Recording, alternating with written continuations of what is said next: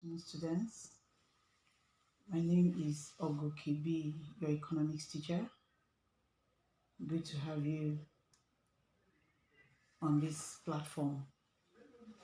Today, we want to consider the topic known as money.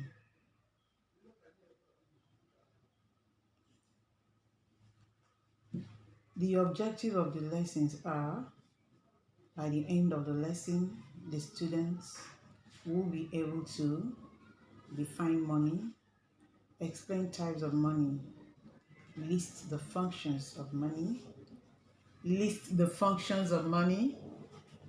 list characteristics, show qualities of good money, explain the demand and supply of money, as well as state the quantity theory of money.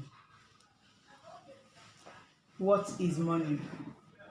Money is defined as any tangible commodity which is generally acceptable in a community in payment for goods and services, and also for settlement of debt. In other words, any commodity that is accepted by the entire community as a means of purchase of goods and services and settling debt.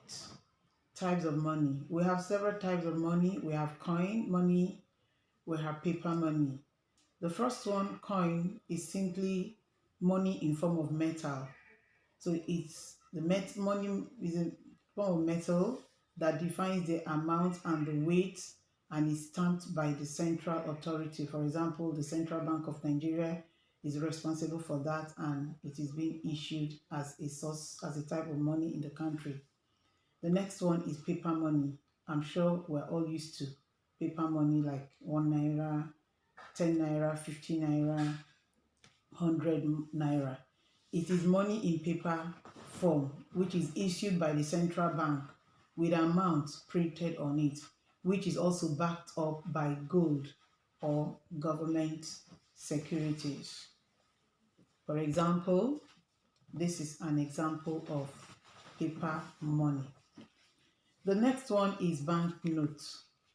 This is money one keeps in his or her bank account for safekeeping, which can be given back to him or her on demand through check or equivalent means. Quasi-money. Quasi-money, this consists of instruments that can be used in place of currency, as it is money assets, which fulfill the store of value functions and have the quantity of liquidity. Example, draft, bonds, checks, treasury bills. I'm sure most of us might not be conversant with checks, but if you tell your mom or your dad to show you an example of check, they will do that for you. The next one is representative money.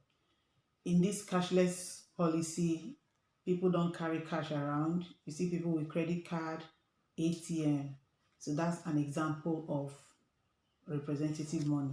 It's a document or instrument used in lieu of legal tender, but not fully and freely acceptable. Example, checks, credit cards, ATM, etc. Functions of money. Money serves a lot of functions. The following are: number one, a medium of exchange. The introduction of money facilitates easy exchange of goods and services, thereby solving the problem of double coincidence of wants, if you recall what we did under trade by barter. The second one is store of value. Money serves as a store of value since it can stay for a very long time without losing its value. A measure of value. We use money to measure relative value of goods and services. A unit of account. All business transactions are counted in money, such as unit payments, in bracket, part payment, debt, cost, etc. Number 5, it serves as a standard of deferred payment. The use of money makes it possible for payment to be deferred or postponed from present to a future date. Number 6, money serves as a command for variety.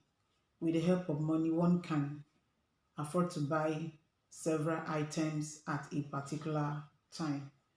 Number 8, promotes division of labor. Money aids and facilitates production by breaking down production process into stages, thereby increasing the volume of production. Let's talk about the characteristics and qualities of a good money. 1, it must be generally acceptable. The entire community must be able to accept that commodity as a means of exchange for all economic activities. The second one is that money must be absolutely homogeneity. What do we mean by that? It must be uniform. The denomination must be uniform such that anytime, any day you come in contact with money, you'll be able to identify that this is money. Relatively scarce. Money should not be a commodity that should serve as money, should not be something that should not be a commodity that you can easily get at any time. No. For a commodity to be known as money, that commodity must be relatively scarce in relation to demand in order to maintain its value. That means for you to get money, it will take you a little time or a tax, or you must be committed to be able to have access to money. The fourth one is easily recognizable. Once you see money, you should be able to identify that this is money anytime, any day. The fifth one is stability. The value of money must be stable. It shouldn't fluctuate from time to time. The next one is security. Money is always backed up by security.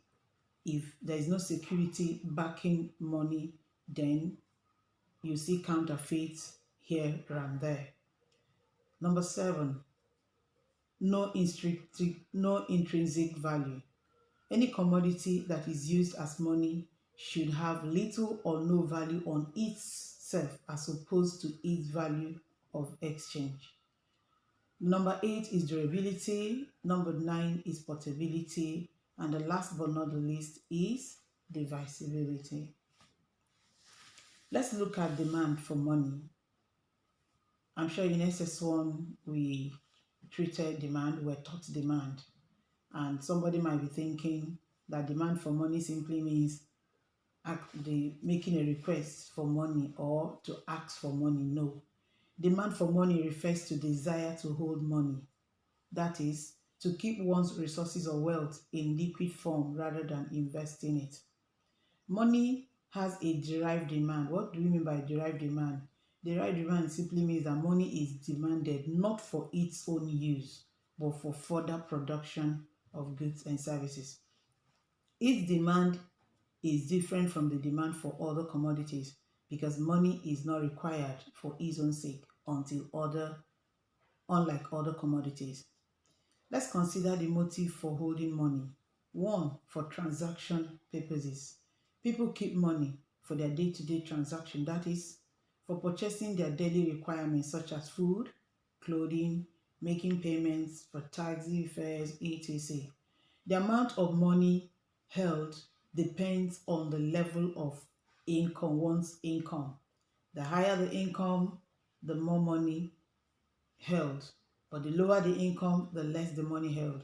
The next other reason for transactional motive also is being determined by the interval between one payment and the next payment.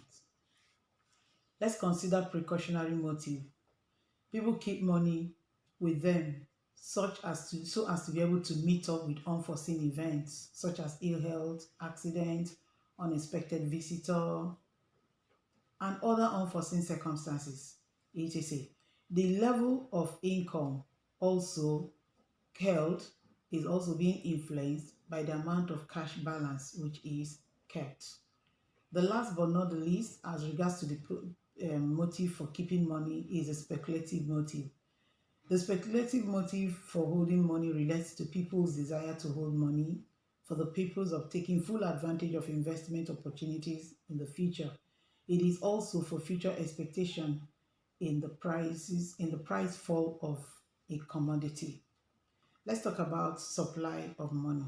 What is supply of money? The supply of money is the total stock of money available for use in the economy.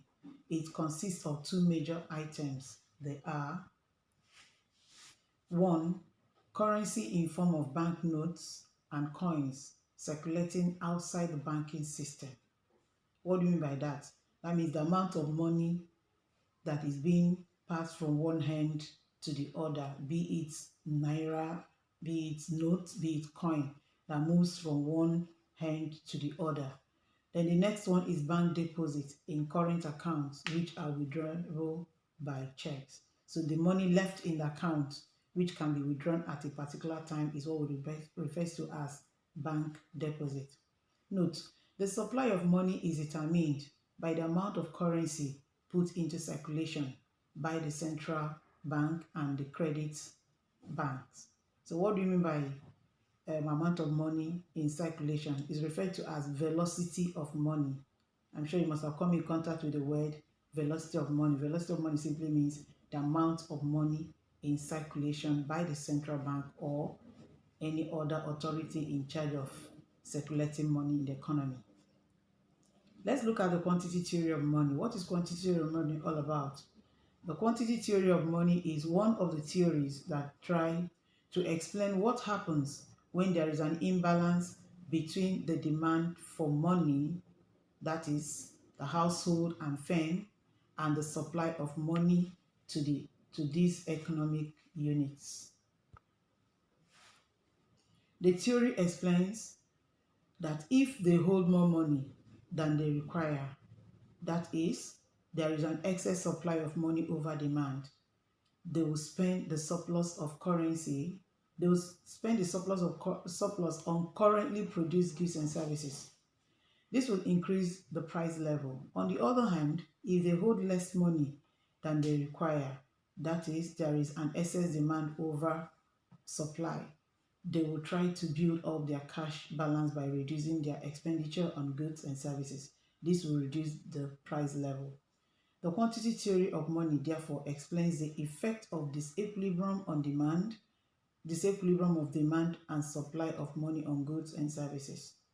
The theory tries to correct the impression that increase in prices are as a result of profit maximization of producers or sellers.